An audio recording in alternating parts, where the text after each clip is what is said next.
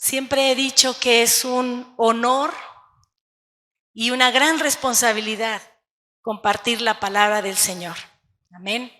Así es que en esta hora que vamos a abrir nuestras Biblias, vamos a hacer esta oración. Padre, pedimos que al abrir tu palabra, Señor, al leerla y escudriñarla, mi Señor, venga a nuestras vidas y caiga en una tierra que sea fértil. Que nuestros corazones, Señor, sean ese terreno fértil para que tu palabra dé fruto en todo tiempo, Señor. En el nombre de Jesús, que podamos atesorarla para gloria tuya. Amén. Amén. Les voy a pedir, hermanos, si podemos ir a la carta de Efesios, capítulo 6.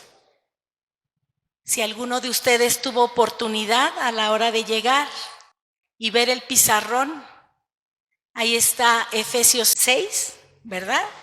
Versículo 10. Y en lo que usted lo está buscando, hermano, le quiero comentar que desde el capítulo 4 del libro de Efesios, de la carta, de Efesios, desde el capítulo 4 nos dan instrucciones a los hijos de Dios. No son para todas las personas esas instrucciones. Esas instrucciones son para los que aman al Señor, para los que son sus hijos. Y nos da la instrucción de andar en unidad, de dejar el viejo hombre, de permitir que el hombre nuevo sea el que surja en nuestras vidas. Cuando pasamos al capítulo 5, nos habla de que debemos andar en amor, que debemos andar en luz y en sabiduría. Y son instrucciones para nosotros. Y cuando llegamos al capítulo 6, en los primeros 9 versículos, les empieza a hablar a los hijos. Y a los hijos les dice que obedezcan a sus padres. Los padres dicen, amén. Esa es la instrucción del Señor.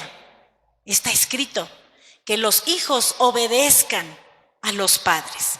No aclara si son buenos padres, si son malos padres, solo dice que obedezcan a sus padres. Pero después, ahí mismo nos dice a los padres, si se recuerdan, los hijos, ¿se acuerdan qué dice el Señor para los papás? ¿Se recuerdan? Dice, padres, no provoquen a ira a sus hijos. Hijos, obedezcan. Papás, no provoquen a ira.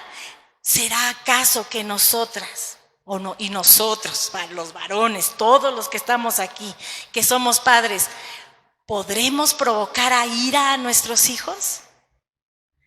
Mire, si está escrito, es porque sucede. Si quedó plasmado ahí por inspiración del Espíritu Santo, es que sí sucede. Así es que la instrucción para los que aman a Dios, para los hijos de Dios es, hijos, obedezcan a sus padres. Padres, no provoquen a ira a sus hijos. Y también le habla a los siervos, que obedezcan, que se sometan a sus amos. En aquel entonces, dijéramos el día de hoy, pues los jefes, ¿verdad? Los que son jefes a lo mejor en la oficina. El hecho de obedecer a los jefes. Y a los jefes, a los amos en aquel entonces, les dice, no amenacen a los siervos. No los amenacen. Porque sucedía algo bien curioso, hermanos. En ese tiempo podría ser que los amos hubieran conocido del Señor, amaran a Cristo, pero también sus siervos. Entonces dice la Escritura que el Señor de los siervos es el mismo Señor que los amos. Y ese Dios y Señor no hace acepción de personas. Así es que cada uno tenía que cumplir su responsabilidad y hacerlo correctamente. Así es que les digo, si ustedes tienen oportunidad esta tarde de leer ahí Efesios desde el capítulo 4, 5, y el principio del 6, se van a dar cuenta que son puras instrucciones para los que queremos vivir conforme a lo que el Señor nos indica. Pero curiosamente, cuando llega al versículo 10, su Biblia dice así, vamos a leerlo, vamos a leer del 10 al 13. ¿Listos, hermanos? Léalo ahí en su lugar también. Por lo demás, hermanos míos, fortaleceos en el Señor y en el poder de su fuerza. Vestíos de toda la armadura de Dios para que podáis estar firmes contra las acechanzas del diablo. Porque no tenemos lucha contra sangre y carne, sino contra principados, contra potestades, contra los gobernadores de las tinieblas de este siglo, contra huestes espirituales de maldad en las regiones celestes. Por tanto, tomad toda la armadura de Dios para que podáis resistir en el día malo y, habiendo acabado todo, estar firmes. Vinieron toda una serie de instrucciones. La Biblia de Reina Valera, que es la que casi todos utilizamos, el versículo 10 empieza diciendo por lo demás. Pero en otras versiones dice, finalmente, hermanos míos, es como que la última instrucción. En otras versiones dice, por último, hermanos. Así es que cuando leemos por lo demás, entendamos que es como la última instrucción que se nos va a dar. Y vamos a ir poco a poco en el versículo 10, si podemos regresar a él, vamos a ir viéndolo por partes. Así es que dijimos que era por último, finalmente, por lo demás, hermanos míos. Cuando leemos hermanos míos, quiere decir que no le está hablando al mundo, le está hablando a la iglesia, a los hermanos. Este mensaje es para nosotros, no es para otra persona.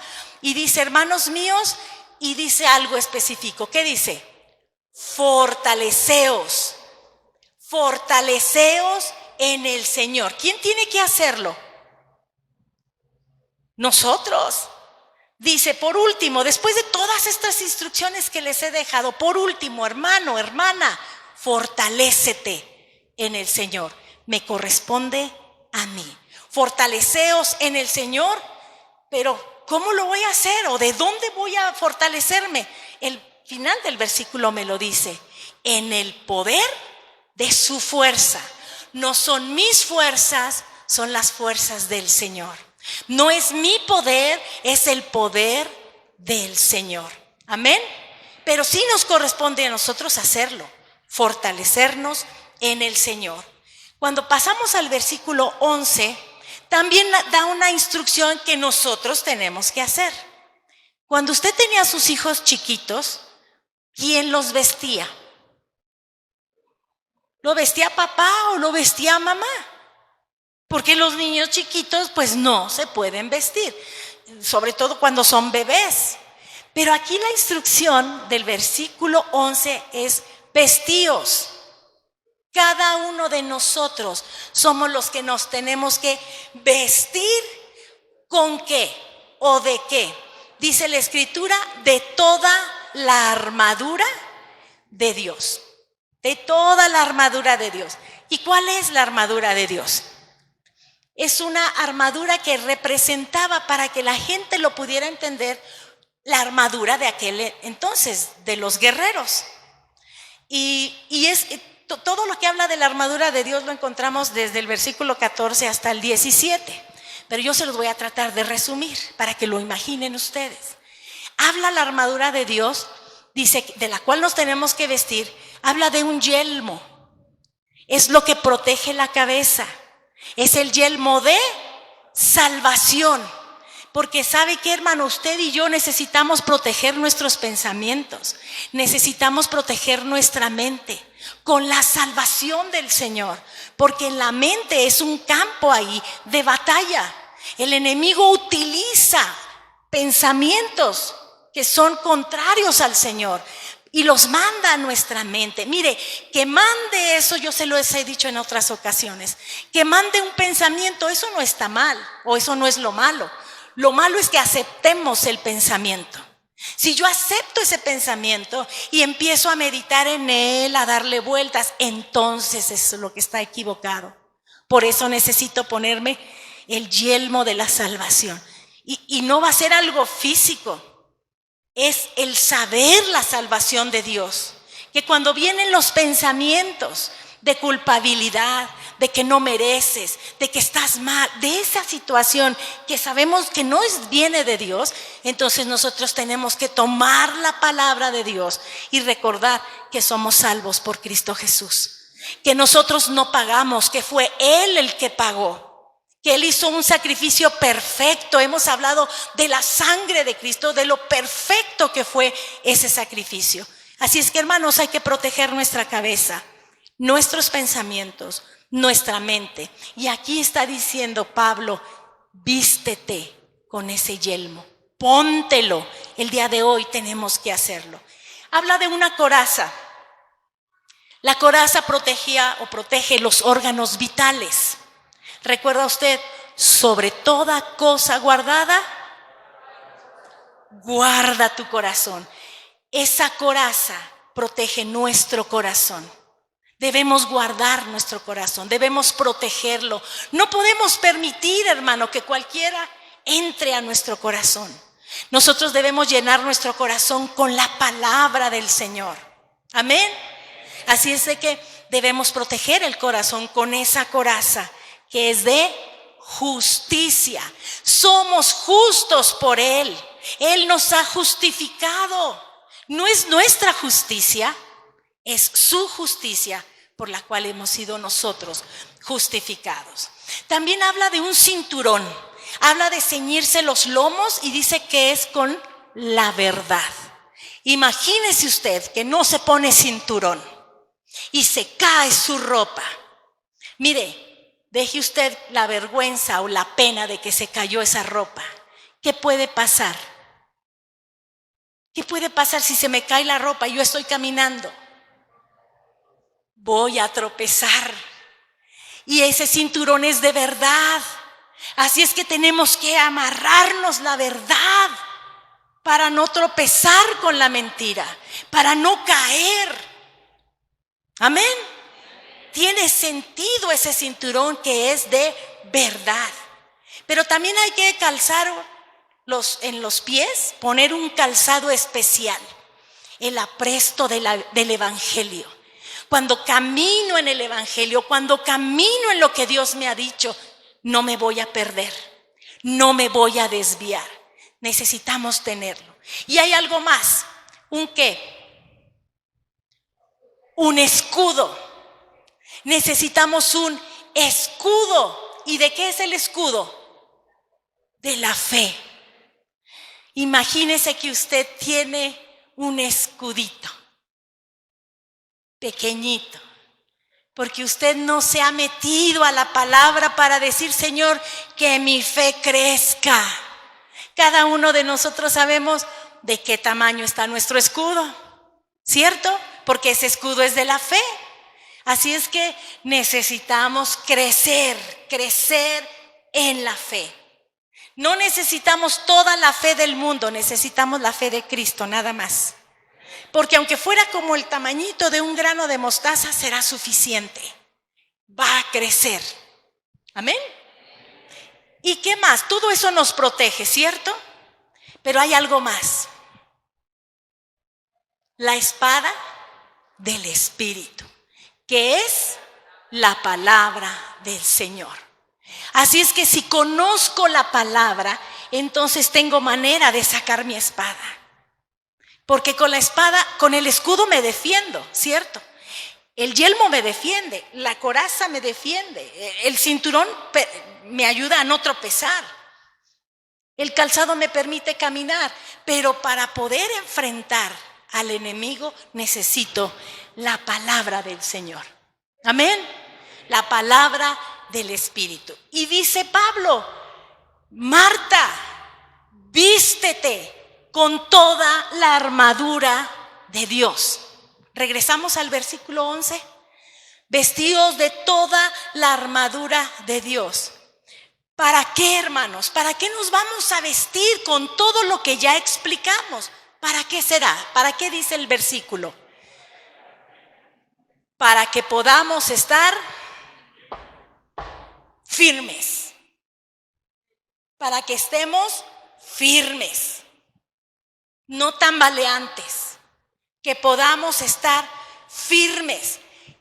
Y dice algo específico. Estar firmes contra algo, porque hay algo que se levanta. ¿Qué dice ahí? Contra las acechanzas del diablo.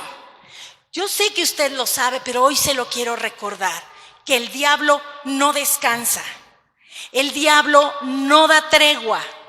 El diablo no tiene misericordia. Ni de un anciano, ni de un joven, ni de un bebé en el vientre. Él no tiene misericordia. Él acecha constantemente. No es que nos está atacando, fíjese bien, está en acecho para en cualquier momento poder atacar. Y recuerdo había un predicador que decía, el diablo anda como un león rugiente, ¿cierto? ¿Buscando qué?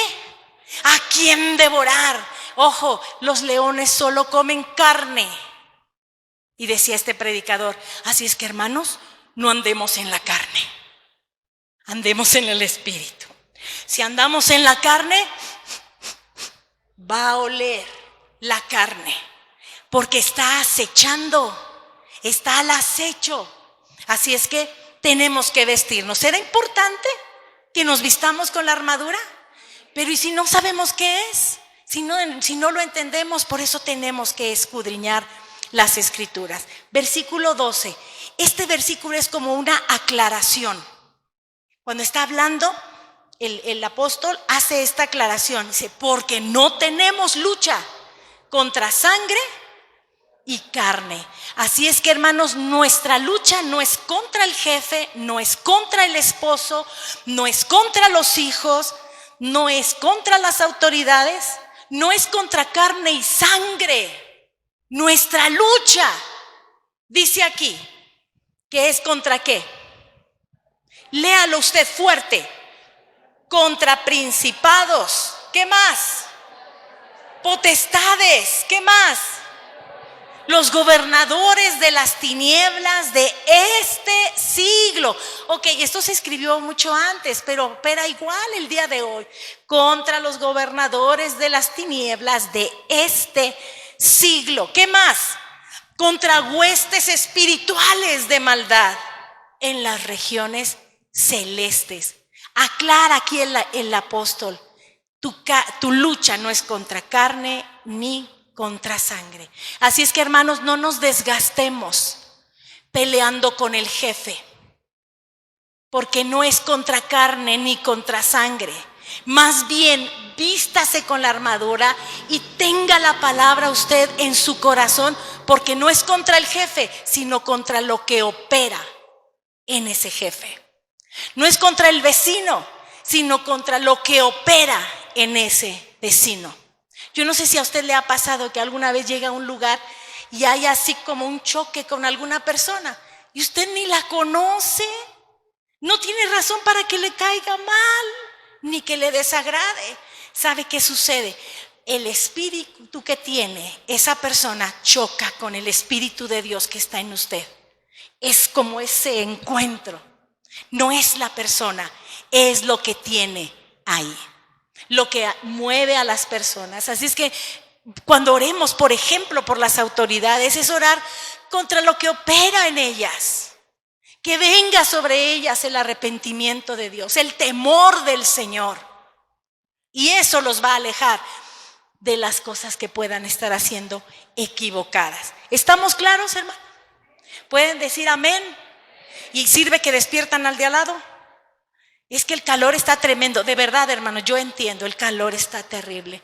Pero vamos a hacer un gran esfuerzo para escuchar lo que Dios quiera. Amén. Que Dios quiera que recibamos en esta hora. Versículo 13. Nuevamente dice, por tanto, como ya te expliqué todo esto, entonces toma toda la armadura de Dios. Como ya te expliqué lo que está operando, toma toda la armadura de Dios, dice el escritor de esta porción. Toda la armadura de Dios para que podáis, ¿qué? Dígalo fuerte, resistir. Resistir, ¿cuándo, mis hermanos? En el día malo, porque va a llegar un día malo. Es más, hay muchos días malos, ¿o no? O nomás a mí me pasan los días malos. Hay muchos días malos. Para resistir ese día malo, necesito entender que debo ponerme, vestirme. ¿Pero quién lo va a hacer? Yo. Nadie va a venir a usted a vestirlo. Usted se tiene que vestir para que pueda resistir, dice la Escritura, en el día malo. Y dice, y habiendo acabado todo, gloria a Dios, va a haber un momento en que va a acabar. Esa situación difícil en un momento va a terminar. Tengamos confianza. Cuando haya pasado todo, habiendo acabado todo, estar firmes. Que cuando todo termine, cuando la situación complicada termine, yo esté firme. Decía alguna vez, a lo mejor despeinada, pero firme. Tal vez estuve zarandeada, pero me mantengo firme. Amén. Pero empezamos diciendo, fortalécete en el Señor. Tú tienes que decidirlo. Tú fortalécete en el Señor. Tú vístete con la armadura de Dios. Entiende contra quién es tu pelea. Toma esa armadura. Resiste y estarás firme. Amén. Aleluya. Es mi responsabilidad fortalecerme. Es mi responsabilidad vestirme, permanecer firme, resistir. Y mire, le voy a decir qué es resistir. Porque a veces resistir es como aguantar. Voy a aguantar la situación, estoy llena de angustia, toda temerosa, con mucho miedo. Eso no es resistir. Resistir es soportar valientemente. Es más, hay una expresión que dice enfrentando lo que es la adversidad. No atemorizada, sino enfrentándolo. Es soportar valientemente una presión sin sufrir daño, sin sufrir deformación. Lo voy a repetir. Es soportar valientemente una presión sin sufrir daño o sin sufrir una deformación. Porque las situaciones difíciles las pasan ustedes y las paso yo. La pregunta es, ¿las situaciones difíciles nos deforman? ¿Nos amargan? ¿Nos hacen rebelarnos? ¿Nos hacen murmurar y cuestionar a Dios? ¿Las situaciones difíciles nos llevan a eso? ¿O las situaciones difíciles nos hacen crecer en el Señor? Eso es lo que debería suceder. Nos debería permitir crecer en el Señor. Nos debería hacer madurar en el Señor. Las situaciones difíciles me tienen que llevar a confiar cada vez más en el Señor. Y sobre todo a depender de Él cada día. Esas situaciones difíciles me deberían transformar, no deformar, transformar en mejores personas. Debemos ser mejores personas después de una situación difícil, porque si la situación difícil no me sirvió de nada o solo me amargó, entonces no sirvió de nada. Debería ser en nuestras vidas esa situación difícil, adversa, complicada, terrible, el nombre que usted quiera ponerle, me tiene que llevar a crecer en el Señor, a confiar más en Él, a depender más de Él, a reconocer que no son mis fuerzas, que son las de Él. Por eso me fortalezco en Él, en el poder de su fuerza. La naturaleza nos enseña. Hay elementos de carbono, que cuando son sometidos a grandes presiones y a temperaturas sumamente elevadas, producen algo. ¿Sabe usted qué producen? Diamantes. La gran presión y la temperatura elevadísima produce diamantes. Produce diamantes. ¿Alguien de aquí ha estado bajo presión? Y a unas temperaturas que parece que uno dice, esto está que arde. ¿Ha estado usted en esa situación? ¿Salió el diamante ya? ¿Ya usted vio ese diamante? ¿O no vi el diamante porque me amargué? Porque me deformé, porque murmuré y me quejé. Acuérdense, hermanos, el pueblo de Israel se quejó y murmuró por 40 años y no alcanzaron a ver, no alcanzaron la promesa. Dios nos libre. Más bien, digamos, si estoy ya en esta situación tan complicada, Señor, ¿en qué momento va a brotar el diamante? Depende de mí, de mi actitud ante esa situación. ¿Me estoy fortaleciendo en el Señor en medio de esa dificultad? ¿Estoy confiando plenamente, dependiendo solo de Él? Usted verá ese diamante. ¿A quién le gustan las perlas, hermanas? ¿Originales o de las buenas, verdad? Óigame. Y son hermosas y son muy valiosas. Son muy caras. ¿Y quién lo diría? Que esas perlas son el resultado de una herida a un pequeño molusco, que en su concha se introdujo algo, un pequeño grano de arena, alguna basura, y hirió, eso que entró hirió al molusco, y entonces él empieza a generar una sustancia que se llama nácar, y después sale ahí una perla, y a nosotras nos gustan, y son muy caras, pero fueron el resultado de una herida. ¿A quién han herido en este lugar alguna vez? A los que estamos aquí, ¿alguna vez nos han herido?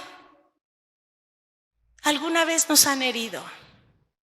La pregunta es, ¿tengo esa perla? O digo, ay, a mí cómo me han hecho daño, si yo te contara todo lo que me han hecho.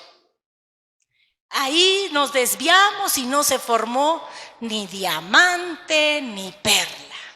No nos fortalecimos en el Señor. Aprendamos de la naturaleza, hermano. Pero también podemos aprender de la vida de José. José, hijo de Jacob, que Dios le cambió su nombre por Israel. ¿Usted conoce la historia de José? ¿Verdad que es trágica esa historia, hermanos? ¿O no? ¿Y qué le pasó a José? Lo menospreciaban sus hermanos. Porque mire, hermano, la verdad, Jacob tenía preferencias con José. Sí manifestaba su preferencia. ¿Y qué sucedió con sus hijos? Con los 10 que ya tenía. Se resintieron contra su hermano, ¿verdad? Ay, se sentían incómodos porque todo era para José. Entonces, cuando uno lo analiza, uno dice, es que José fue el primer hijo de la mujer que él realmente amó. Entonces, podríamos como papás entender, pero como papás debemos estar muy alertas de no hacer diferencia entre nuestros hijos. Eso, los papás decimos, amén, Dios me ayude a no hacer diferencia entre mis hijos. Por eso José era menospreciado por sus hermanos. Mire, ellos intentaron matarlo. Después el mayor dijo, no podemos matarlo. Entonces lo metieron a una cisterna. Y cuando lo sacaron de la cisterna fue para venderlo. Y a esos que lo vendieron lo llevaron a casa de un hombre importante que era Potifar, y ahí llegó como siervo. Pero viviendo ahí lo difamaron. Y en esa difamación, en esa culpa que con lo que lo inculparon, fue a dar a la cárcel. Y estando en la cárcel, ayuda a alguien, y ese al que ayudó se olvidó completamente de él. La pregunta es, ¿tenía José razones para estar resentido, sí o no? Muchas. ¿Tenía razones para estar amargado? Claro que sí, por supuesto que sí. Pero la Escritura nos enseña que él no se amargó, ni siquiera se resintió, ni contra sus hermanos, mucho menos con Dios. ¿Y dónde podemos nosotros encontrar eso? Génesis 50, 20. Vaya por favor a Génesis 50, 20. Cuando lo tenga me dice amén. Aunque él tenía esas razones para estar resentido contra Dios, encontramos en este texto que no era así. Porque fíjese, siendo esclavo en casa de Potifar, la Biblia dice que Dios estaba con él. Estando en la cárcel, la Biblia dice que Dios estaba con él. Es más, Dios bendecía lo que él hacía. Prosperaba lo que él hacía, aunque estuviera en la cárcel. Aunque estuviera como un siervo en casa de Potifar, Dios estaba con él. Y eso entiendo yo que José lo sabía. Por eso su corazón permanecía confiado. ¿Qué dice Génesis 50, 20? Vosotros pensasteis mal contra mí, mas Dios lo encaminó a bien para hacer lo que vemos hoy, para mantener en vida a mucho pueblo. Porque los hermanos de José tenían temor, porque como ya había muerto su papá, ellos pensaron, ahora que ya mi papá no está, ahora sí José se va a desquitar con nosotros, ahora sí se va a vengar, pues todo lo que le hicimos tendría razón de hacerlo. Y ellos tenían temor. Y cuando se presentan con José, José les responde esto: ustedes buscaron mal contra mí, pero mi Dios lo pasó a bien y tenía un propósito. Esa es la diferencia, hermanos. Cuando vivimos las situaciones difíciles y entendemos que hay un propósito, entonces todo va a ser diferente, muy diferente.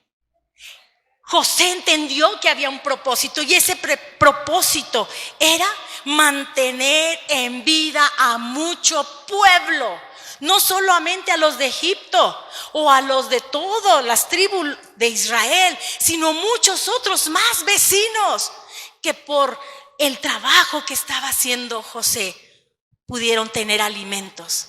José sabía que todo ese proceso y ese caminar difícil tenía un propósito.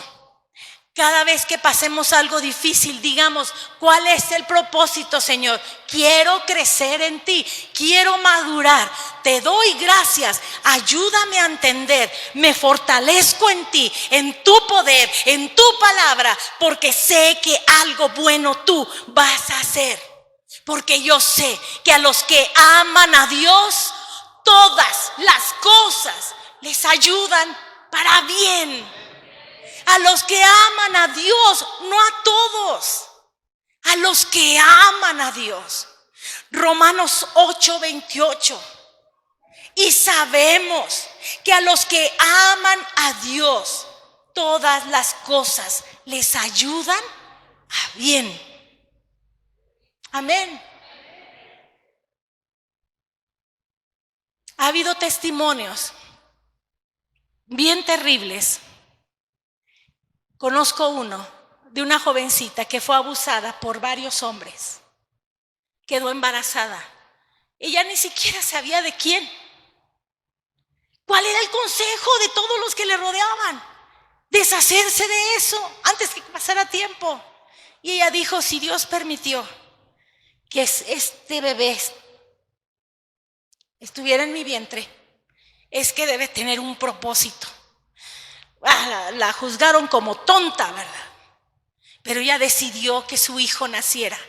Y ese muchacho ha revolucionado pueblos enteros, llevando el evangelio, porque él desde el vientre recibió la misericordia de su madre de mantenerlo con vida. Y entendió la mujer, y no solo ella, sino su hijo, que había un propósito en su vida. Era terrible lo que vivió, pero el gozo en su corazón de esta mujer al ver a su hijo evangelizando a jóvenes en diferentes lugares llenaba su corazón. Hay un propósito, no importa la situación que estemos viviendo. Yo estoy segura que José sufrió dolor. Mire, no se amargó, no se resintió, no buscó venganza, pero yo sé que tuvo que haber dolor en su corazón, porque hay una frase que dice que el dolor es inevitable, pero el sufrimiento, ese sí es opcional. Yo decido, es mi opción, me quedo sufriendo todo el tiempo o decido salir adelante. Puede ser que con dolor todavía, pero salir adelante, porque sé que hay un propósito. El dolor es inevitable, el sufrimiento es opcional. Yo decido, yo lo decido. Lo que leímos en Romanos 8:28, y sabemos que a los que aman a Dios todas las cosas les ayudan a bien. ¿Realmente lo sabemos? ¿O solo lo leemos? ¿Lo sabemos? Contésteme, hermano, ¿lo sabemos? ¿Sí? Ahora la segunda pregunta es, ¿lo creemos? Porque yo lo puedo saber aquí se saben, pero aquí se cree. Lo sé, la Biblia lo dice, yo lo sé, pero ¿lo creo? ¿Lo creo en mi corazón? Porque si realmente lo creo, entonces todas las cosas me van a ayudar a bien. Y voy a entender el propósito de Dios. Y voy a poder caminar en medio de ese desierto y en medio de esa situación que es adversa. Hay días malos, hay acechanzas del diablo, pero las puedo resistir valientemente, confiando en mi Dios, confiando en mi Señor, sabiendo que Él tiene un propósito.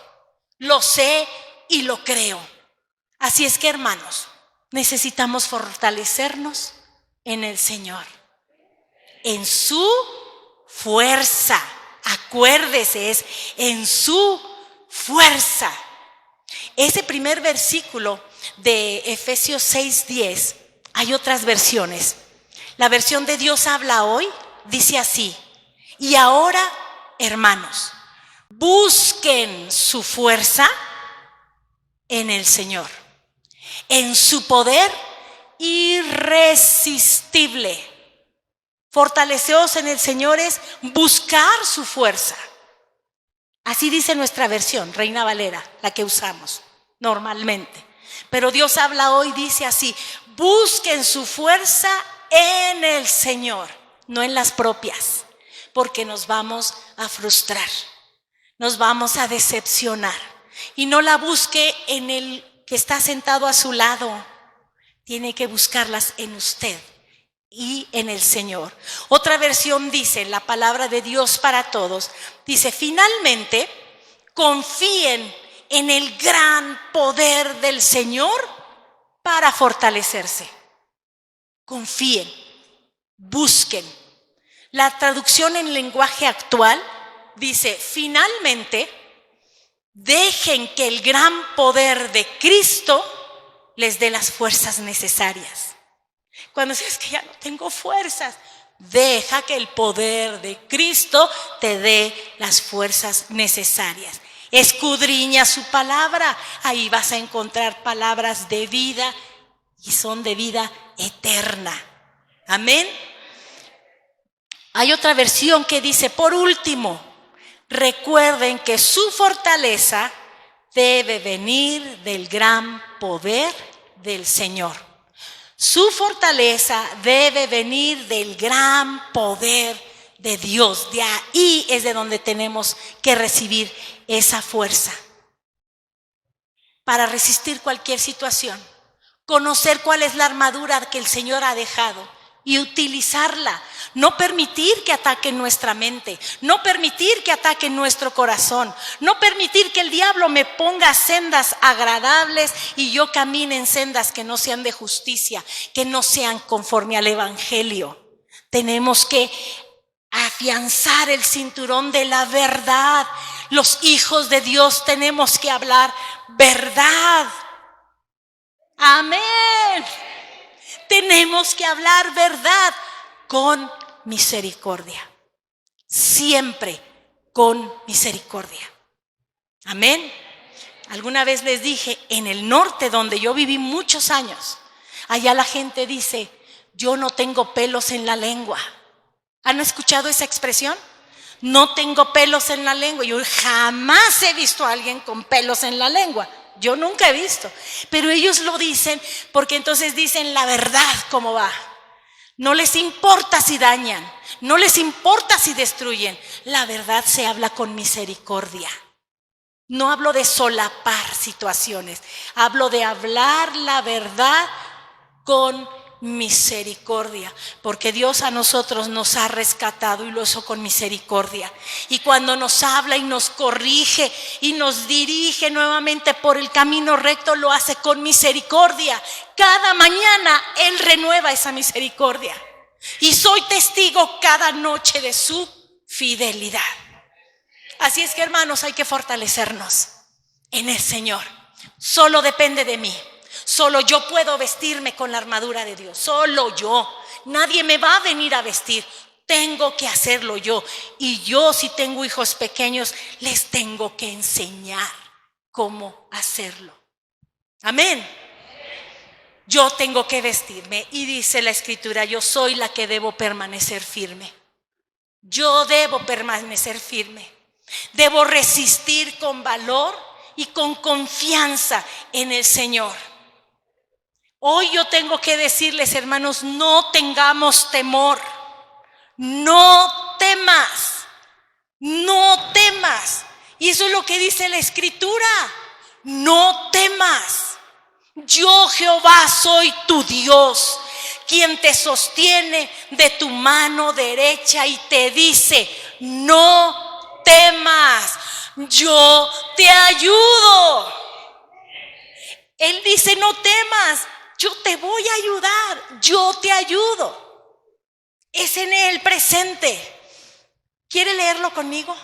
Isaías 41:13. Isaías 41:13. Si lo tiene listo, diga fuerte amén para que lo leamos juntos. ¿Alguien más lo tiene? Leámoslo entonces.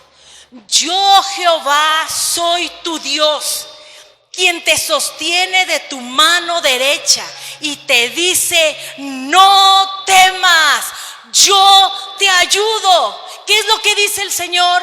No temas, yo te ayudo. Así es que no temas, mi hermano, porque el Señor está contigo. Él es el que te sostiene de su mano derecha. Él es el que te dice que te va a ayudar. Él es el que te ayuda y el día de hoy ha dejado a su Santo Espíritu morando en ti.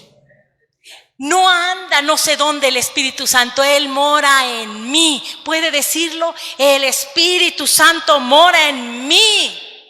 El Señor me ayuda. No temas y gózate. Porque dice Nehemías 8:10, el gozo de Jehová es nuestra fuerza. El gozo del Señor es nuestra fuerza. No temas, gózate, porque el gozo del Señor es tu fuerza también. Amén.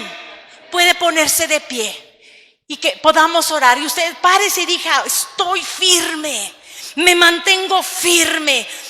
Conozco la armadura del Señor, lo voy a poner en práctica, lo voy a entender, lo voy a hacer. voy a cubrir mi mente, mi corazón, voy a guardar mis pies, voy a hablar verdad, porque me fortaleceré en el Señor. En el día malo, cuando llegue el día malo, cuando me enfrente a las acechanzas del diablo, no temeré, porque el Señor está conmigo y me he fortalecido en el poder de su fuerza. Señor, te damos gracias por recordarnos esta palabra, Señor, que es nuestra responsabilidad levantarnos, resistir, Señor, fortalecernos en ti. Queremos, Señor, cada día depender más de ti. Queremos confiar en ti en el día malo, Señor. Aún en el día malo, Señor, que podamos estar firmes, confiando que nuestro Dios es el que nos fortalece, el que provee la fuerza para nosotros fortalecernos. Que tu gozo, Señor, permanezca en nuestros corazones para poder decirlo, que el gozo tuyo, Señor, es nuestra fuerza. El gozo de nuestro Dios es nuestra fuerza, Señor. A ti sea toda la gloria. A ti sea la honra, la alabanza, el poder, la magnificencia, Señor. Te adoramos y te exaltamos y te damos las gracias, Señor, porque tú nos ayudas, porque tú nos has dado tu Espíritu Santo, porque sabemos cada vez que enfrentemos una dificultad que va a obrar para bien, en favor nuestro, porque hemos, Señor, decidido confiar en ti. Gracias te damos, Señor, en el nombre precioso de Jesús. Amén. Amén. Que el Señor les bendiga, hermanos. Que de verdad recordemos que el gozo del Señor es lo que nos fortalece. Que podamos recordar que en Él es donde podemos encontrar la fuerza. Amén. Que el Señor los bendiga, hermanos. Amén.